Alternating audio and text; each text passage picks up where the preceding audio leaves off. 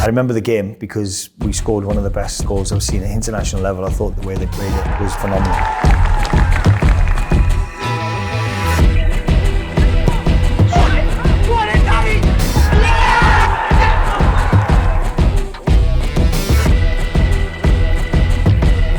That's the most important game for me. If you look at the game where we qualified that night.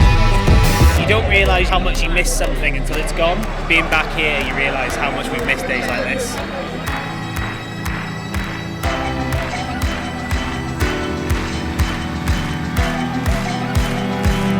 You know you're that close now. You don't want anything to go wrong or not do anything that's not going to give you the best chance to qualify.